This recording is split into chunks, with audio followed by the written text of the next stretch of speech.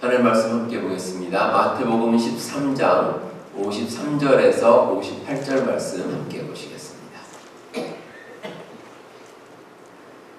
신약성경 마태복음 13장입니다. 53절에서 58절까지 하나님 말씀 찾으신 대로 한 절씩 교독하도록 하겠습니다. 예수께서 이 모든 비유를 마치신 후에 그곳을 떠나서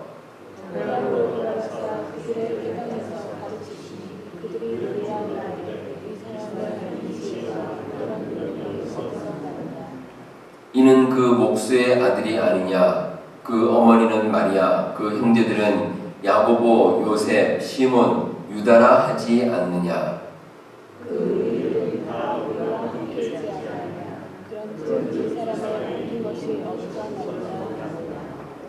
예수를 배척한지라 예수께서 그들에게 말씀하시되 선지자가 자기 고향과 자기 집 외에서는 존경을 받지 않음이 없느니라 하시고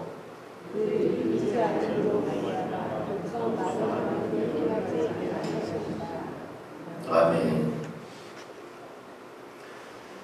우리가 세상을 살아가는 가운데 다양한 관계들이 있습니다. 그 중에는 이 공적인 영역이 있고 또 사적인 영역이 있습니다.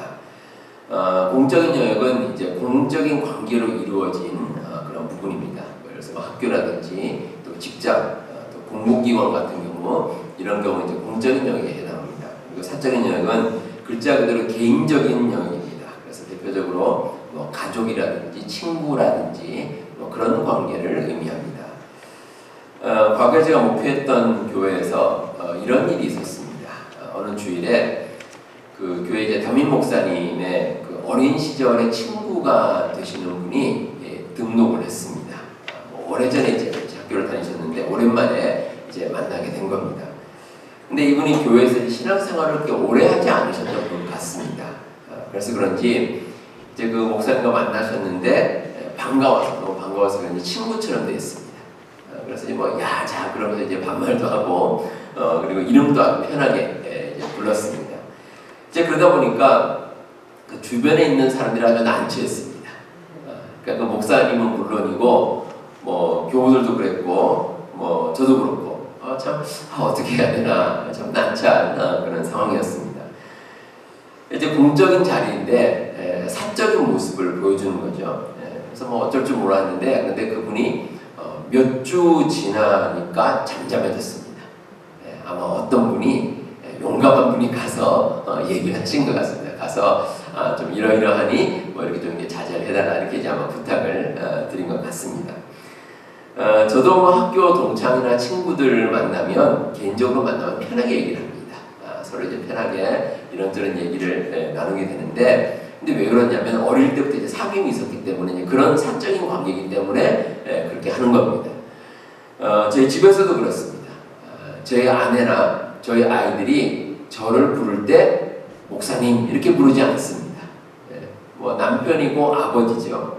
그런데 만약에 저희 아이들이나 제 아내가 저를 목사님 이렇게 부르면 아마 제가 속으로 그런 생각이 들 것 같습니다. 내가 뭘 잘못했나 아마 이런 생각이 들 것 같은데 아마 상당히 어색하겠죠. 이게 사적인 영역이라서 그렇습니다. 근데 오늘 말씀 가운데 예수님께서는 난처한 일을 겪으셨습니다. 이제 사역을 마치시고 고향 마을로 돌아오셨는데 이미 이제 예수님은 다양한 병자를 치유하시고 또 말씀을 통해 많은 사람들에게 감동을 주셨습니다. 그래서 예수님의 어느 정도 이제 인지도가 생겼고 공적인 영역의 삶이 분명해졌습니다. 하지만 예수님께서 고향으로 오셨는데 사람들의 인정을 받지 못했습니다.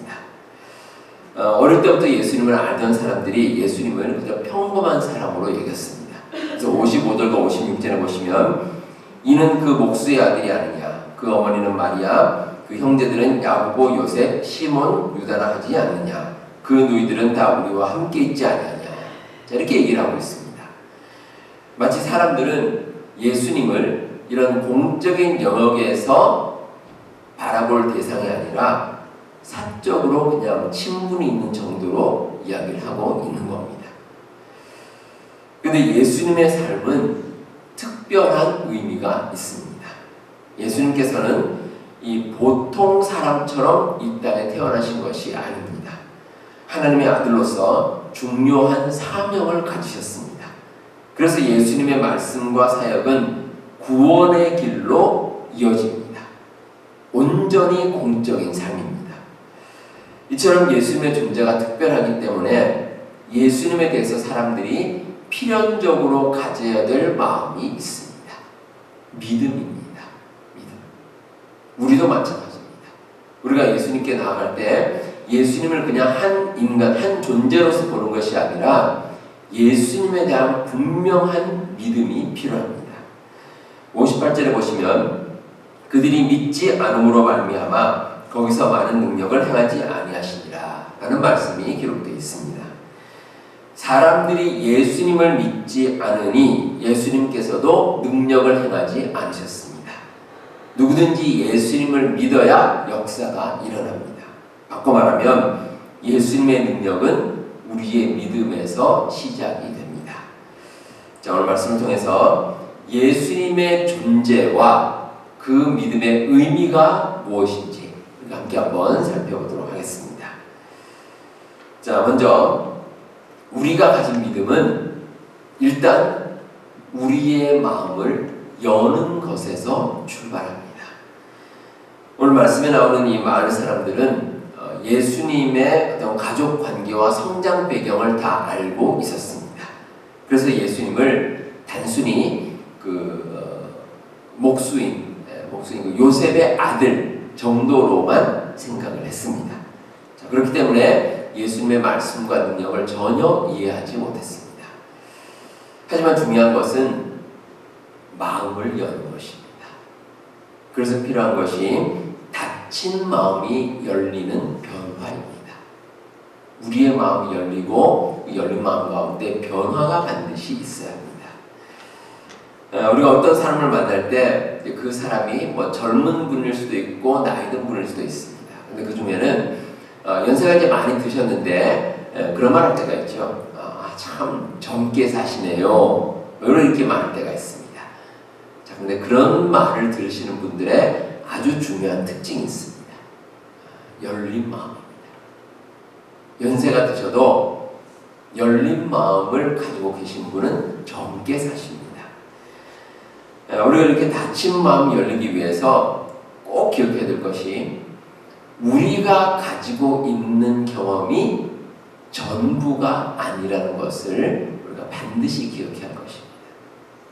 우리가 가진 경험이 절대 전부가 아닙니다. 상전벽해라는 말이 있습니다.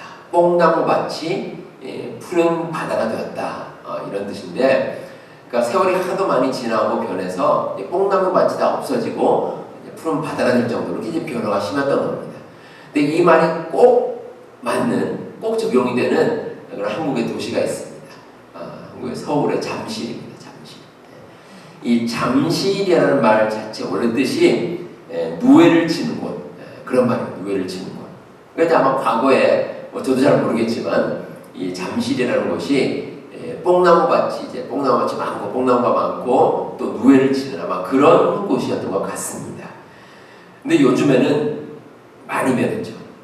과거에 이제 개발이 한참 되고 이제 주공 아파트가 많이 들어섰는데 다 낮았습니다. 몇 층이 안 되고 3, 4층 이 정도였는데 요즘에는 수십 층입니다. 잠실 아파트가 이제 수십 층으로 올라갔고 그 아파트 단지 안에 들어가면 하늘이 보이지 않을 정도로 아주 높은 아파트들입니다. 그 외에도 한국의 각 지역이 얼마나 많이 변했는지 모릅니다. 그래서 한국이 이러이러하다 이렇게 얘기하는 것이 사실은 과거의 경험을 바탕을 두고 한 말인데 그 말이 맞지 않는 경우가 참 많이 있습니다. 우리의 믿음도 그렇습니다. 우리의 믿음에 있어서 이 점이 참 중요한 것이 과거에 얽매여서 닫힌 마음을 가지고 있으면 안 됩니다. 닫힌 마음이 열려야 됩니다. 더 중요한 것은 내 고집을 유지하면 안 됩니다. 내 고집. 내 고집이 아니라 우리가 하나님 앞에 믿음으로 우리의 닫힌 마음을 열 필요가 있습니다. 우리의 마음을 열면 우리의 마음의 변화가 일어납니다. 그런데 이렇게 인간적인 고집을 부리다가 낭패를 당한 사람들이 있습니다. 유대인들이 그렇습니다. 이 유대인들이 가진 그 자기들 나름대로 전통이 있습니다. 뭐 조상 때부터 오랜 세월 이어져 내려왔는데, 근데 거기에 의지하다 보니 참된 믿음을 가질 수가 없었습니다. 근데 그 자기들의 전통이 뭐 사실 완벽한 것이라면 뭐 아무런 문제가 없습니다. 그 전통이 뭐 완벽하다면 그 전통을 따라야죠. 그런데 그 전통이 어떻습니까? 일단 인간적인 겁니다. 인간적인 전통이고 부족한 부분이 많습니다. 그렇다면 예수님께서 말씀하신 것을 오히려 받아들이고 그 전통을 다시 한번 생각해 볼 필요가 있습니다. 근데 유대인들은 그 전통만을 고집했기 때문에 올바른 길을 갈 수가 없었습니다. 특히 우리가 믿음을 가지는데 장애물이 되는 것이라면 내려놓는 게 필요합니다. 과감하게 변하는 것이 반드시 필요합니다. 우리가 온전한 믿음을 가질 때 만약에 우리가 생각하기에 이건 절대적으로 지키는 것이 아니다, 절대적으로 지킬 필요가 없다고 여기면 과감하게 변하는 것이 반드시 필요합니다. 예전에 제가 잘 아는 좀 나이 많이 드신, 연세 많이 드신 권사님 한 분이 계셨습니다. 이분이 한 번은 그 주일 예배를 드리는데 그 태블릿 PC라고 그러죠. 왜 그 아이패드 같은 거, 갤럭시 노트라고 뭐라 그러나요? 그런 게 이제 그거 하나 가지고 오셨습니다. 그래서 그걸 가지고 예배 시간에 그걸로 이제 찬송을 부르고 또 성경 말씀을 보는 겁니다. 그 제가 참 특별하다 생각해서, 왜냐하면 연세 드신 분들이 그렇게 전자기기를 자유롭게 이용하시는 것도 특별했고, 또 그걸 가지고 예배 시간에 이렇게 그걸 이용해서 또 성경 말씀도 보시고 또 그걸 보고 찬송도 부르고 이렇게 하시는 모습이 참 특별하다, 이런 생각이 들었습니다. 그래서 제가 그 권사님께 나중에 한번 여쭤봤습니다. 권사님, 그거 좀 잘 사용을 잘 하시네요. 근데 어떻게 예배 시간에 그렇게 그걸 보시게 됐습니까? 이렇게 제가 이제 질문을 드리니까 그 권사님 하시는 말씀이 이유가 됩니다. 왜 그걸 보냐면, 연세가 드셔서 눈이 나빠지니까 성경책이 보이질 않는다는 겁니다. 그래서 그 아이패드나 뭐 이런 태블릿 PC 보면 이제 크게 글씨를 확대할 수가 있습니다. 그래서 잘 보이기 때문에 그걸 사용한다, 이렇게 말씀하시는 겁니다. 제가 그 말씀을 듣고 제 마음 가운데 제 생각에도 변화가 생겼습니다. 우리가 사용하는 이 종이로 된 찬송가와 성경책, 이 찬송과 성경이 어쩌면 세월이 지나면 변할지도 모릅니다.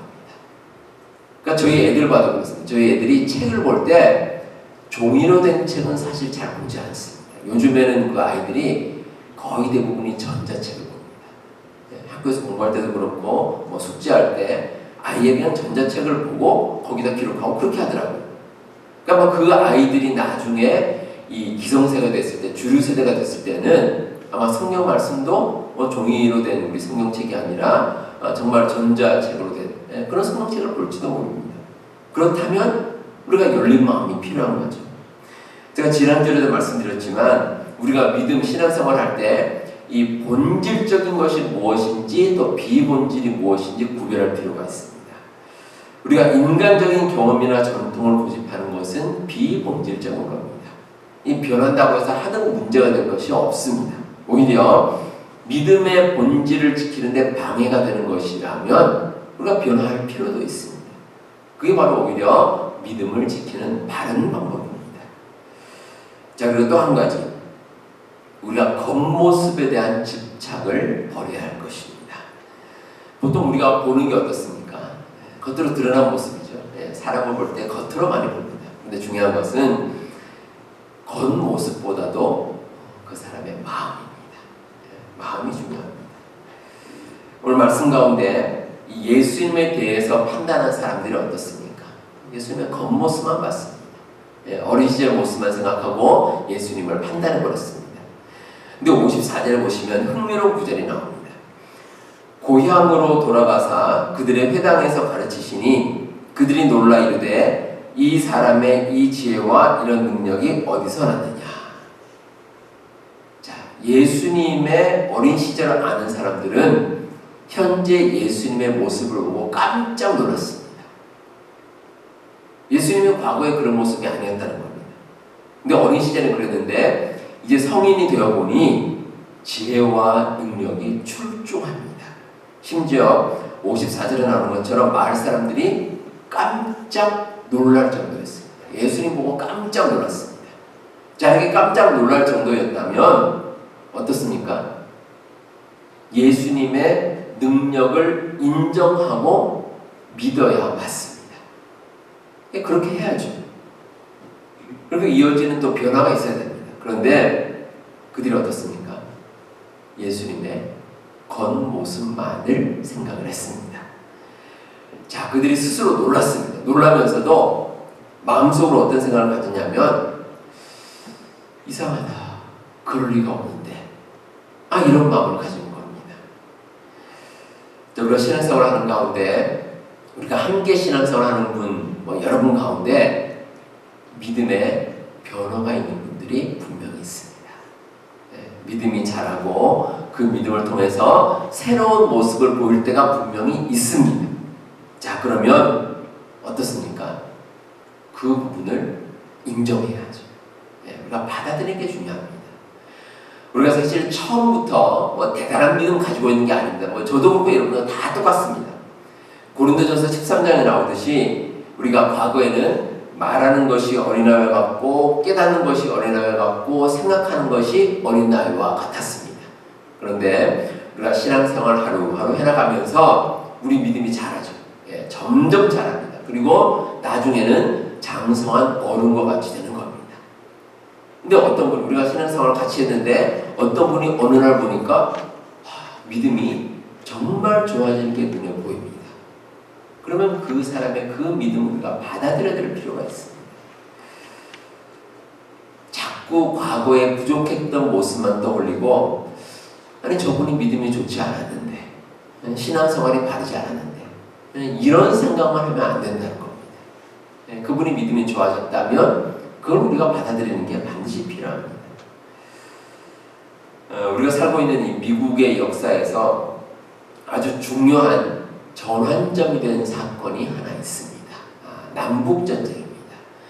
이 남북전쟁이 1861년부터 시작해서 한 4년 정도 이렇게 지속이 됐습니다. 그래서 1865년 정도에 이제 남북전쟁이 끝났는데 이제 남군과 북군이 이제 싸운 거죠.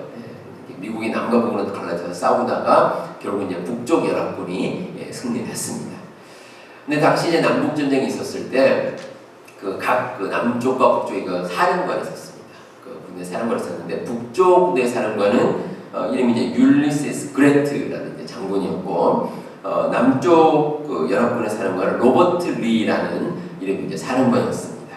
근데 이 두 사람이 아주 대조적입니다. 정말 대조적입니다. 이 북쪽 연합군의 사령관인데 그랜트 장군은 이 미국의 사관학교죠. 이 웨스트 포인트에서 낙제 점수를 받았습니다. 거의 낙제 점수를 받아서 졸업 후에도 이제 좋은 사령관으로 인정을 받지 못했습니다. 그러다 보니까 군대 생활을 계속 못했고 나중에 이제 일반 시민으로서 한 7년 정도를 살았습니다. 그러니까 별로 사람들에게 대단하다고 인정을 받지 못했습니다. 근데 이분이 아주 특별했던 것이 전쟁에 대해서는 일가견이 있었습니다. 그러니까 어떤 전쟁을 벌이면 전쟁이 있으면 승리하는 법을 알고 있었습니다. 아주 대단한 능력이죠. 그러니까 별로 성격도 좋지 않고 사람들한테 인정을 못 받았는데 전쟁은 잘하는 겁니다. 그래서 나중에 이제 당시 대통령이었던 링컨 대통령이 인정을 했습니다. 인정을 해서 그 사람을 이제 북쪽 연합군의 사령관으로 임명을 했고 또 결국은 전쟁을 승리로까지 이끌었습니다. 자, 그런데 이 남쪽 연합군 이 군대를 지휘한 리라는 이 장군은 그 사관학교 웨스트 포인트를 차석으로 졸업했습니다. 아주 대단한 능력이 있었죠. 똑똑하기도 했고 그리고 유능하다고 이제 누구나 인정하는 인재였는데 그런데 전쟁에는 재능이 없었습니다. 그래서 이제 결국 남쪽 연합군을 이끌고 전쟁을 벌였지만 결국 패배를 하고 말았습니다. 자, 근데 여러분 이 두 장군을 옛날 사관학교 때 봤던 모습, 젊었을 때 모습, 그 모습만 기억하고 있었다면 어떻겠습니까? 누구나 북쪽 연합군이 아니라 남쪽 연합군이 이기겠다 이렇게 예측을 했을 겁니다. 그런데 과거에 보여준 모습이 전부가 아닙니다. 그래서 중요한 것이 우리도 마찬가지입니다. 우리도 누군가 사람을 볼 때 겉모습만 봐서는 안 될 것입니다. 특별히 과거에 있는 그 모습이 아니라 지금 현재의 모습, 그리고 그 사람의 속마음이 어떤지 분명하게 볼 필요가 있습니다.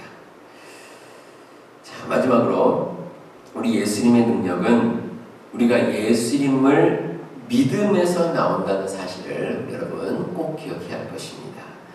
57절, 58절 보시면 그 내용이 기록되어 있습니다. 이 고향마을, 예수님 고향마을 사람들이 예수님을 배척했습니다. 그래서 예수님께서 선지자가 고향과 자기 집에서는 존경을 받지 못한다, 이 말씀을 하시고 그들이 믿지 않음으로 능력을 많이 행하지 않으셨다, 이런 말씀이 기록되어 있습니다. 우리가 예수님을 믿지 않으면 예수님께서는 우리에게 능력을 행하지 않으십니다. 거꾸로 말하면 예수님의 능력은 우리가 믿음으로 말미암아 체험할 수 있습니다. 만약 우리에게 믿음이 없으면 예수님께서 능력을 행하셔도 우리가 그 능력을 예수님의 능력으로 바르게 받아들이지 못합니다. 그래서 반드시 우리에게 필요한 것이 예수님의 능력에 대한 믿음입니다. 그 믿음이 필요합니다. 마가복음 9장에 보시면 귀신 들린 아들의 치유를 예수님께 부탁하는 아버지에 대한 이야기가 기록되어 있습니다. 어떤 아버지가 예수님께 와서 이렇게 말합니다. 무엇을 하실 수 있거든 우리를 불쌍히 여기사 도와주옵소서. 근데 이 요청에 대해서 예수님께서 할 수 있거든이 무슨 말이냐? 믿는 자에게는 능히 하지 못할 일이 없느니라, 이렇게 말씀하십니다. 자, 이 아버지의 말은 할 수 있거든. 그러니까 예수님이 능력이 있지만 할 수 있을 수도 있고 또 여기에서 없을 수도 있다, 이렇게 생각했습니다. 그런데 예수님께서는 할 수 있거든이 무슨 말이냐? 믿는 자에게는 능히 하지 못함이 없다. 그러니까 우리가 믿음을 가지면 예수님의 능력을 체험할 수 있고 예수님께서는 모든 일을 능히 행하신다는 겁니다. 그래서 우리에게 필요한 것이 믿음입니다. 우리가 믿음을 가지면 우리가 가진 목표 자체가 달라집니다. 뭐 이런 말이 있죠. 우리가 호랑이를 그리려다가 혹시 잘못되면 고양이가 되는데 처음부터 고양이를 그리려고 하면 나중에 아무것도 안 된다, 이런 말이 있습니다. 우리가 가진 믿음의 분량은 그래서 넓고 깊은 것이 필요합니다. 우리 인간적인 생각에 맡기는 게 아닙니다. 우리가 판단해서 이 정도겠지라는 것이 아니라 우리의 믿음은 온전히 예수님께 맡기는 겁니다. 예수님께 맡기고 예수님께서 하실 일을 우리가 체험하는 것, 이게 우리의 믿음입니다. 세상 모든 일에는 하나님께서 하시는 부분이 있고 우리가 해야 될 부분이 있습니다. 그래서 우리가 해야 될 일은 믿음으로 무엇이든지 일단 해보는 겁니다. 우리가 일단 하는 겁니다. 바울이 그런 고백을 했죠. 나는 심고 아볼로는 물을 주었을 때 자라게 하시는 이는 하나님이시다. 우리가 해야 될 것은 심고 물을 주는 것까지입니다. 거기까지가 우리의 역할입니다. 근데 거기까지 하고 우리는 그 다음 것을 믿음으로 하나님께 맡기는 겁니다. 그러면 하나님께서 그 다음에 자라게 하시고 열매 맺게 하시는 것은 하나님의 영역입니다. 그러면 됩니다. 그러면 나중에 우리가 그 모든 것이 온전히 이루어졌다라는 것을 체험할 수가 있습니다. 과거 조선시대, 한국의 그 조선시대 말기에 이 토마스 선교사님이 이제 조선 땅에 와서 복음을 전하러 오셨습니다. 그래서 이분이 이제 대동강으로 이제 배를 타고 오셨는데, 근데 그때 이제 한국의 쇄국 정책 때문에 이제 외국에서 오는 사람들 다 이제 배척을 했습니다. 그래서 배에서 내리자마자 이분이 순교하셨습니다. 그 자리에서 돌아가셨습니다. 근데 이분이 이제 돌아가시기 앞서서 성경책, 이제 한문으로 쓰여진 그 성경책을 누군가에게 돌아가시기 전에 전해줬습니다. 그 성경책을 반사인 박충권이라는 사람인데, 이 사람이 그 당시 이제 병사였죠. 그 선교사님을 죽이는 그 병사였는데, 그 선교사님이 죽기 직전까지도 이제 그것을 이제 권하는 것을 보고 희한하다 싶어서 이제 그 책을 가지고 왔습니다. 그래서 집에 와서 읽어보니까 그 말씀에 은혜가 되는 겁니다.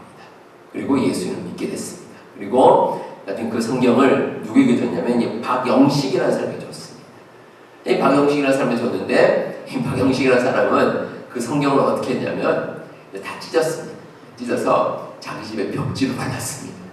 성경을 벽지로 쫙 이렇게 붙였습니다. 방에 붙였는데, 그런데 놀라운 일이 일어났습니다. 그 박영식이라는 그 사람의 집이 나중에 예배당이 됐습니다. 그 집에 성경 말씀이 붙어 있고, 그리고 그 예배당이 됐는데, 그 예배당은 평양 최초의 교회입니다. 널다리골 교회. 나중에 그 큰 부흥운동이 일어난 교회로 변했습니다. 평양 장대현 교회로 변했는데, 그 시초가 된 교회가 바로 거기였다는 겁니다. 조선 땅에 도착해서 복음을 제대로 전하지도 못하고 순교하신 이 토마스 선교사님의 삶은 어찌 보면 참 허무하죠. 참 허무합니다. 그런데 결코 의미 없는 삶이 아니었습니다. 선교사님이 뿌리신 그 복음의 씨앗을 하나님께서 친히 자라게 하셨습니다. 그 배경에는 선교사님의 믿음이 있었습니다. 그 놀라운 능력의 원천입니다. 우리가 믿음을 가지고 나아가면, 그러면 우리 주님의 놀라운 역사를 우리가 체험할 수가 있습니다. 그래서 성도 여러분, 우리가 예수님의 탄생을 기쁨으로 기다리는 대림절 기간을 보내고 있습니다. 우리가 예수님 기다리는 것은 예수님을 믿기 때문입니다. 이런 믿음을 위해서 내가 가진 고집이나 생각을 내려놓고 열린 마음으로 믿음을 받아들이시기 바랍니다. 우리가 생각하는 것에, 그리고 예수님 믿는 그 믿음을 통해서 정말 예수님의 능력을 체험하고 그 체험을 통해서 날마다 승리하며 살아가시는 우리 모든 성도님들 다 되시길 바랍니다. 기도하겠습니다. 하나님 아버지, 감사합니다. 우리 예수님을 이 땅에 보내주셔서 우리에게 믿음을 허락하여 주시고, 그 믿음을 통하여서 구원의 길로 저희들을 인도하여 주심을 감사드립니다. 우리가 가진 생각이나 우리가 가진 경험이나 우리의 고집을 버리고 열린 마음으로 믿음의 사람이 되게 하여 주옵소서. 우리 예수님 믿음으로 능력을 체험하는 삶이 되게 하여 주시옵소서. 우리 앞에 교습한 모든 교우들 하나님께서 지켜주옵소서. 저희들의 삶 가운데 동행하여 주시고, 날마다 함께 온전히 올려드리는 삶이 되게 하시고, 하나님의 놀라운 능력을 날마다 체험하며 살아가는 우리 모든 교우들 다 되게 하여 주옵소서. 모든 말씀 예수님 이름으로 기도하옵나이다.